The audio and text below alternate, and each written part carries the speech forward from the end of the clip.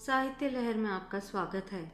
आज आप सुनेंगे मालती जोशी जी की कहानी बुझे हुए दीप और टूटती आस्थाएं। आइए कहानी सुनते हैं। चाय का पानी गैस पर चढ़ाकर उसने फ्रिज में झांका। दूध का कहीं पता न था। किचन प्लेटफॉर्म पर दूध का खाली बर्तन ही मिल जाता तो वह उसे खंगालकर चाय में डाल लेती, पर वह तो आधा दर्जन कप प्लेटों के साथ सिंक में पड़ा था। उफ, ये आदमी दिन भर में कितनी चाय पीता है।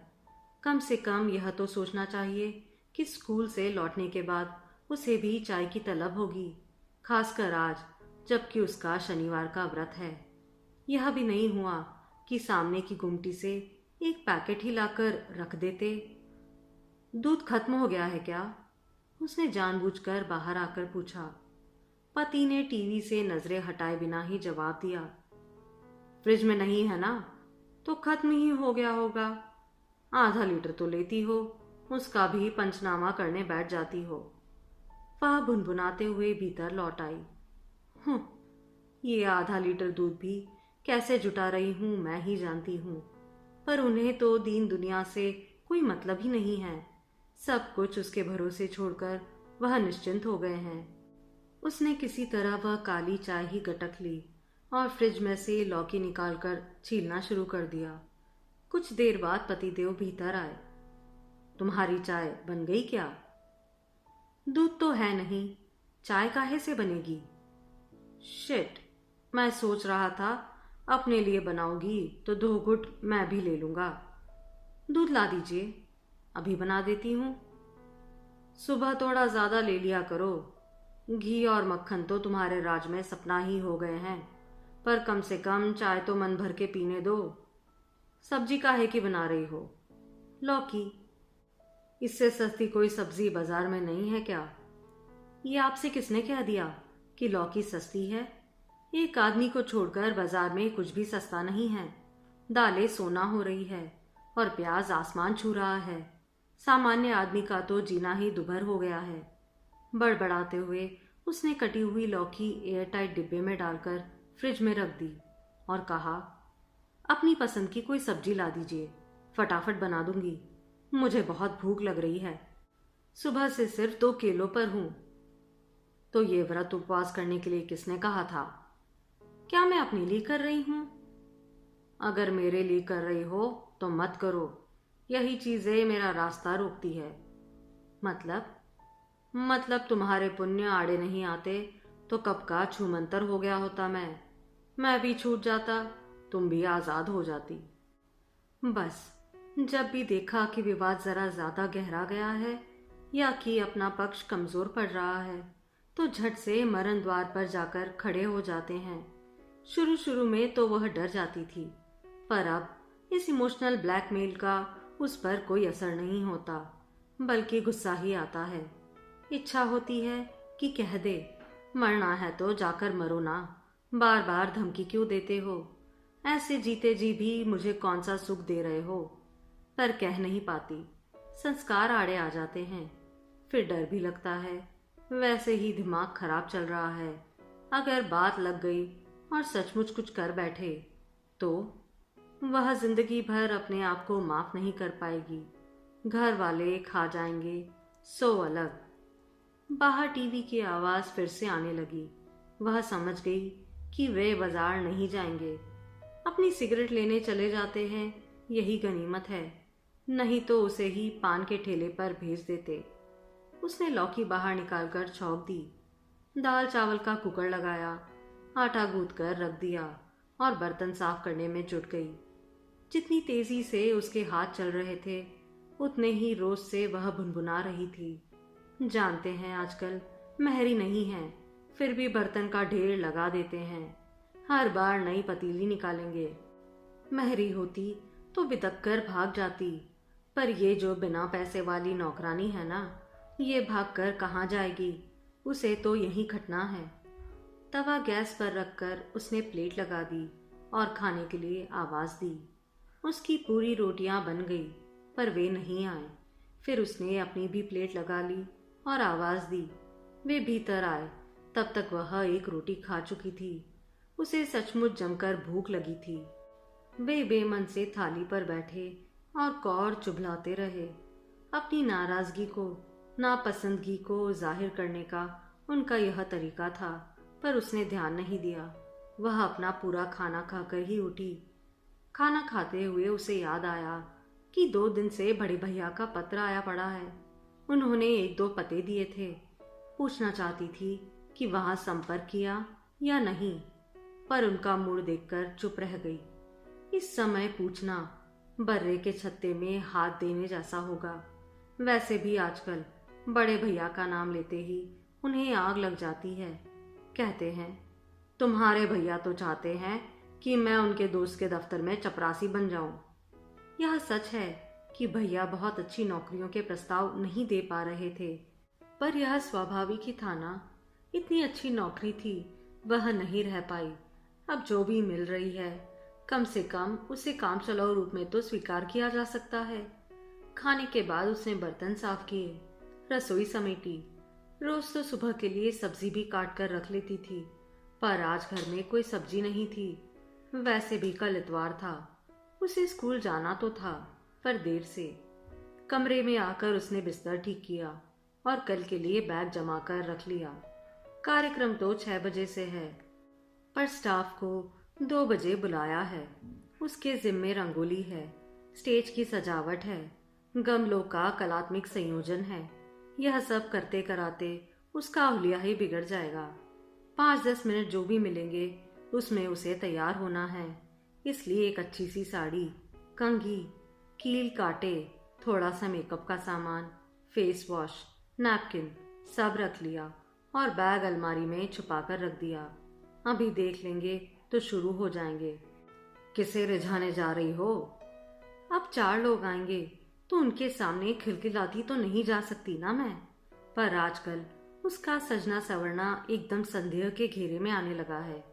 सोने से पहले एक आधा सीरियल देखने की उसकी आदत हुआ करती थी, पर अब तो टीवी उसके हिस्से में आता ही नहीं है। कोई ना कोई मैच हमेशा चलता ही रहता है। मैच ना हो तो फॉर्मूला 1 रेस, वह भी ना हो तो WWF तो है ही। पहले वाला समय होता तो वह अपने लिए अलग से एक टीवी ले लेती, पर पहले वाला समय होता तो पति दिन भर घर में क्यों दुबका रहता। आजकल वैसे तो उसे टीवी से चिड़सी होने लगी है। सोचती है इस तरह रोज रोज मरने से अच्छा है एक बारगी सब कुछ खत्म कर दे, पर फिर मासूम सुयश का चेहरा आंखों के सामने आ जाता है। उसे किसके भरोसे छोड़ के जाएगी वह, इस सकर्मण्य आदमी के। माना कि इस समय मामा जी के यहाँ अच्छे से पल रहा है, पर उसे सारी जिंदगी तो वही नहीं रखा जा सकता है ना। उसे कभी ना कभी अपने घर, अपने लोगों के बीच आना होगा। उन दिनों पति एकाएक घर बैठ गए थे। दफ्तर जाना उन्होंने एकदम बंद कर दिया था। जब भी कुछ पूछा वे जैसे ही काटने को दौड़ते थे। आमदनी के स्रोत एकदम सूख गए थे। कभी शौक से एक छोटी मोटी नौकरी कर ली थी, वही अब संजीवनी का काम दे रही थी, पर उससे पूरा तो नहीं पड़ता था ना।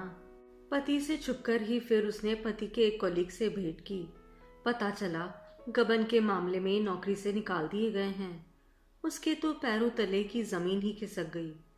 उसी व्यक्ति के साथ वह फिर बॉस से मिली। उन्होंने रूखे लहजे में कहा, जांच चल रही है, पूरी होने पर आपके पास नोटिस आ जाएगा। उसने आंखों में आंसू भरकर पूछा, क्या आप कुछ नहीं हो सकता? बॉस कुछ नरम पड़े, बोले, देखिए हमारे पुराने कर्मचारी है, इसलिए अब तक हमने पुलिस में रिपोर्ट नहीं की है। अपने ही स्तर पर जांच कर रहे हैं। अगर रकम भर दी जाए तो जांच रोक दी जाएगी, पर दोबारा काम पर लेना तो नामुमकिन है। उन्होंने जो रकम बताई उसे सुनकर उसकी आंखों के आगे अंधेरा छा गया। उसने दोनों जेठ लोगों को खबर की। उन दोनों में से कोई भी नहीं आया, न उन्होंने कोई मदद की पेशकश की। उल्टे उस पर आरोपों की, उपदेशों की झड़ी लगा दी। तुम्हारी अनगिनत फरमाइशों के चलते उसे आज नौकरी से हाथ धोना पड़ा है। आदमी को चादर देखकर पैर पसारने चाहिए। तुम जैसी औरतों के कारण ही देश में भ्रष्टाचार पांव पसार रहा है। पति बेचारे करे भी तो क्या करे। वे दोनों बड़ी आसानी से यह भूल गए कि सबसे ज्यादा फरमाइशें उन्हीं लोगों की ओर से आती रही है। बिटिया की शादी तय कर दी है, तुम्हारे भरोसे ही वर पक्ष की सारी मांगे स्वीकार कर ली है। बेटे की एडमिशन करानी है, कुछ भेज सकते हो? दूसरी मंजिल बनवा रहा हूँ, मदद की जरूरत पड़ेगी। मतलब यह कि जब भी इन लोगों के यहाँ से पत्र आए हैं, किसी मांग के साथ ही आए हैं। कई बार उसने ऐतराज भी किया था तो पति ने डपट दिया। जिससे आशा होती है, जो देने लायक होता है उसी से मांगा जाता है। सबकी आंखें मुझ पर लगी होती है, उन्हें कैसे निराश कर दूं? आज जब अपने पर समय आया है तो उन लोगों ने बड़ी निर्ममता से हाथ ऊंचे कर दिए हैं। हार कर फिर उसने सारी लाज शर्म ताक पर रखकर बड़े भैया को फोन किया था। वे कृष्ण की तरह एक ही पुकार पर दौड़े चले आए थे। आते ही उन्होंने सारी कमान संभाल ली थी और पता नहीं कैसे सारा मामला सुलटा दिया था। जाने से पहले भैया ने घर में 6-8 महीने का राशन पानी, तेल साबुन सब भर दिया था। फिर बोले, देखो, तुम्हारी यह लड़ाई अभी शुरू हुई है, यह लंबी चलेगी, वह तुम्हें ही लड़नी है। पर इस आपाधापी के बीच तुम क्या इस बच्चे पर ध्यान दे पाओगी? उसका सहमा हुआ चेहरा देखकर मेरा तो कलेजा मुंह को आ रहा है। यह सब सहने की उसकी उम्र नहीं है। उस पर इन परिस्थितियों का विपरीत प्रभाव भी पड़ सकता है। इसलिए इसे मैं अपने साथ ले जा रहा हूँ। जब सब ठीक ठाक हो जाए तो इसे खुशी खुशी ले जाना। भैया के इतने अनंत उपकार थे उस पर कि वह मना नहीं कर सकी, और यह भी तो एक उपकार ही था। अब कई बार मन होता है कि उसे फोन करके पूछे, बेटा तू मजे में तो है ना? मामा पहले की तरह प्यार करते हैं ना? मामी लाड़ करती है ना? गुस्सा तो नहीं करती? समय से खाना वगैरह तो देते हैं ना? मामा के बच्चे तंग तो नहीं करते ना? फिर उसे होश आता है कि वह तो बाहर से फोन कर लेगी, पर बच्चा तो सबके बीच में बैठकर जवाब देगा ना। तब क्या वह अपने मन की बात कह पाएगा? कई बार सोचती है कि किसी इतवार की छुट्टी में औचक जाकर बच्चे को अपनी आंख से देख ले। पर अगर वह खुश ना हुआ तो क्या उसे छोड़कर आ पाएगी? उसका कुमलाया चेहरा क्या एक क्षण के लिए भी उसकी आंखों से ओझल हो पाएगा? कितनी बार इच्छा होती है कि पति के साथ बेटे की यादों को शेयर करे, पर पति तो अपने आप में ऐसे सिमट गए हैं कि उनकी दुनिया में बेटे के लिए जगह ही नहीं है। सुबह उठी तो सिर भी भारी था, पर उठना तो था ही। इतवार होने के बावजूद भी आराम की कोई गुंजाइश नहीं थी। नौकरी पेशा औरतों पर तो छुट्टी का दिन और भी भारी पड़ता है। उसे भी हफ्ते भर की सब्जी लानी थी, हफ्ते भर के कपड़े धोने थे, चादर बदलनी थी, पर्दे बदलने थे, पति देव के लिए संडे स्पेशल नाश्ता बनाना था, और आज तो दोनों वक्त का खाना भी बनाना था। सब कामों से निवृत्त होकर उसने पति को खाने के लिए बुलाया तो वे बोले, आज तो संडे है यार, और अभी तो नाश्ता किया है। मैंने बताया था ना मुझे आज जाना है। तो तुम जाओ, मैं खा लूँगा। उसने फिर खाना खाया, कपड़े बदले, अपना बैग उठाया और बाहर वाले कमरे में आ गई। पति देव हस्बे मामूल आराम कुर्सी में लेटे सिगरेट फूंक रहे थे और टीवी देख रहे थे। उसने सेंटर टेबल पर रखा रिमोट उठाकर टीवी की आवाज़ बंद की और कहा, मेरी बात ज़रा ध्यान से सुनिए। बोलो, उसकी ओर बिना देखे पति ने कहा। खाना सब टेबल पर रख दिया है, जब भूख लगे तो खा लेना। जो आ गया, रिमोट दो। मैंने बताया था ना कि आज हमारे यहाँ कल्चरल प्रोग्राम है, शाम को लौटने में देर हो सकती है, तो मेरा इंतज़ार मत कीजिए, समय से खाना खा लीजिए। कैसरोल में फुलकों के नीचे शाम के लिए पराठे हैं और सब्जी फ्रिज में है। ठीक है, पति ने कहा और रिमोट के लिए हाथ बढ़ाया। अभी मेरी बात पूरी नहीं हुई है, ये आखिरी बात ध्यान से सुनिए। रात को लौटने में देर हो सकती है और मैडम अकेले आने नहीं देगी, तो अगर कोई मुझे छोड़ने घर तक आए तो उनके सामने ही शुरू मत हो जाना। बाद में जो कहना होगा कह लीजिएगा। पिछली बार का ताना दे रही हो, यही समझ लीजिए। उस दिन बस खराब हो जाने से पिकनिक से लौटने में देर हो गई थी। सबके घरों से फोन पर फोन आ रहे थे, पर मेरे घर वालों ने मुझे भगवान भरोसे छोड़ दिया था। स्कूल में हर एक के घर से कोई ना कोई लेने पहुंच गया था, पर मेरे यहाँ से कोई नहीं आया। मैडम ने फिक्रमंद होकर मेरे साथ किसी को भेजा, तो आपने उनके साथ बदतमीजी से पेश आया, यही ना? वह कुछ नहीं बोली। वह सारा प्रसंग याद करके उसका तन बदन इस समय भी जल उठता था। मेरी वजह से बहुत परेशान हो ना तुम, बहुत तंग करता हूं ना मैं तुम्हें, इसलिए सोचता हूं कि ये खेल खत्म ही कर डालूं तो अच्छा। मैं भी यही सोचती हूँ। वे चौंके। इतनी ऊब गई हो मुझसे? हाँ, बहुत ऊब गई हूँ, आपसे भी और अपने आप से भी। आपसे ही नहीं, इस जिंदगी से तंग आ गई हूँ। सुबह से शाम तक खटती रहती हूँ, पर चैन का एक पल, प्यार का एक बोल नसीब नहीं होता। बस वही ताने उलाने। आप तो सिर्फ मरने की कोरी धमकियां देते हैं, पर मैं इस मरणांतक पीड़ा से रोज गुजर रही हूँ, पर मर नहीं पाती, क्योंकि मरने के लिए भी हिम्मत चाहिए। यह ऐरे गेरे के बस की बात नहीं है। वह समझ नहीं पा रहे थे कि ये सब वह किसके लिए कह रही है, अपने लिए या पति के लिए। पति को भी शायद यही असमंजस था, तभी उनका ध्यान उसके कंधे पर लटके बैग की ओर गया। रात को घर लौटने का इरादा नहीं है क्या? ना लौटूंगी तो कहाँ जाऊंगी? इच्छा हो या ना हो, आना तो यही है। फिर ये बैग किस लिए? बताया था ना, शाम को कार्यक्रम है, बदलने के लिए एक साड़ी रख ली है। तुम्हें स्टेज पर तो नहीं जाना है ना? तो क्या मेहमानों के सामने भूतनी सी घूमती रहूं? अभी जाते ही मुझे काम में जुट जाना होगा। शाम तक तो मेरा हुलिया देखने लायक हो जाएगा। साड़ी तो ले जा रही हूँ, बदलने के लिए समय मिले तब ना। मिलेगा जी, खूब समय मिलेगा, कपड़े बदलने का भी और मुरीदों को रिझाने का भी। पति ने कटाक्ष किया। अब कौन रिझेगा मुझ पर? उसने चप्पल पहनते हुए कहा। मेरी सारी रौनक तो इस घर ने सोख ली। कहते हुए वह बाहर निकल आई और उसने अपने पीछे दरवाजा जोर से बंद कर लिया। उसे लग रहा था कि अब अगर एक भी शब्द उसने सुना तो वह पागल हो जाएगी। सड़क पर आकर उसने एक बार खुलकर सांस ली और सारे अप्रिय प्रसंग को दिल से झटक दिया। एक बार स्कूल पहुंचने के बाद तो कुछ सोचने विचारने का समय ही नहीं मिला। सारे काम मुंह बाए उसकी प्रतीक्षा कर रहे थे। उसने अपनी 4-5 प्रिय छात्राओं को साथ में लिया और रंगोली में जुट गई। इन छात्राओं को भी उसने इस कला में पारंगत कर दिया था। पूरा 1 घंटा लगा था स्टेज के सामने उस सुंदर कलाकृति को उकेरने में। उसके बीचों बीच दक्षिण भारतीय ढंग का पीतल का बड़ा सा दीपक रख दिया गया। फिर स्टेज को फूल मालाओं से, आम्र पत्तों के तोरण से, रेशम की लड़ियों से सजाया गया। गेट से लेकर स्टेज तक गमलों की सुंदर कतार लगाई गई। जगह जगह अगरबत्तियां खोज दी ताकि वातावरण सुगंधित बना रहे।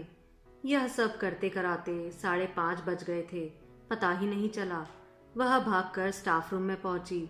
अपने लंबे घने बालों का उसने प्यारा सा जूड़ा बनाया। अपने लिए एक गजरा बचा लिया था। उसने वह उस पर टांग दिया। प्यारी सी पोचमपल्ली, हल्का सा मेकअप किया। होठों पर लिपस्टिक फेरते हुए अनायास हाथ कांप गए। लगा कि पति परमेश्वर दरवाजे से झांक रहे हैं। तैयार होने के बाद उसने मोतियों की एक लड़ी गले में डाल ली। इसे वह बड़े यत्न से पर्स में छुपाकर लाई थी। उसके पास अब एकमात्र यही जेवर रह गया है।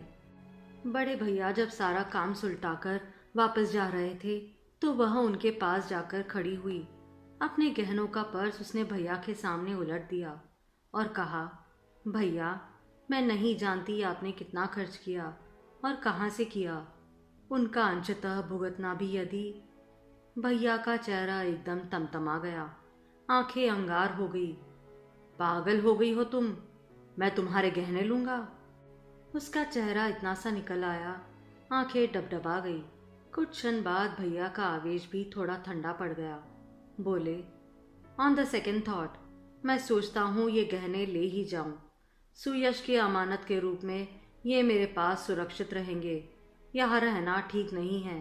वे लोग किसी भी दिन तुम्हारे घर या लॉकर की तलाशी ले सकते हैं। लेकिन अब तो सारा मामला सुलझ गया है ना? पर अभी उन्होंने हमें क्लीन चिट तो नहीं दी है ना? बस यही कह सकते हैं कि फिलहाल खतरा टल गया है। हे भगवान, तो क्या सारी जिंदगी इसी सांसद में जीना होगा? जैसा कि तय था, कार्यक्रम ठीक 10 बजे समाप्त हो गया। सामान उठाते धरते, लड़कियों को पालकों को सुपुत्र करते कराते 10:30 बज गए। जैसा कि अंदेशा था, चलते समय मैडम ने तिवारी को उसके साथ कर दिया। उसने भी बहसबाजी नहीं की और चुपचाप स्कूटर पर बैठ गई। चौराहे पर आते ही उसने कहा, तिवारी जी, मुझे यहाँ उतार दीजिए प्लीज। मैं रिक्शा से घर चली जाऊंगी। आप भी अब घर जाइए, बहुत देर हो गई है। इत्मीनान रखिए, मैडम को कुछ पता नहीं चलेगा। तिवारी जी ने जरा भी हिलो हुज्म नहीं की। लगा कि वे बेमन से ही इस काम के लिए तैयार हुए थे। उतनी रात में रिक्शा मिलना जरा मुश्किल था, पर वे सौजन्यवश उतनी देर उसके साथ खड़े रहे। उसके रिक्शा में बैठते ही हाथ हिलाकर विदा हो गए। रिक्शा में बैठने के बाद उसे घर की सुध आई। वह सब याद आने लगा जो चलते समय हुआ। वे सारे संवाद जो उन दोनों के बीच हुए थे। आज कुछ ज्यादा ही तीखा, ज्यादा ही कड़वा बोल गई थी वह। ये तक कह दिया था कि आप तो मरने की कोरी धमकियां देते रहते हो। कहीं इस बात को सचमुच दिल से लगा लिया हो तो, सचमुच ही कुछ कर लिया हो तो, और कुछ नहीं तो घर ही छोड़कर निकल गए हो तो। आधी रात को वह कार ढूंढने जाएगी और मिलेंगे भी तो पता नहीं कहाँ, किस अवस्था में। नाना तरह की आशंकाओं से उसका दिल धड़कने लगा, कलेजा मुंह को आने लगा। घर पहुंचते ही पहले उसने रिक्शा से बाहर झांका।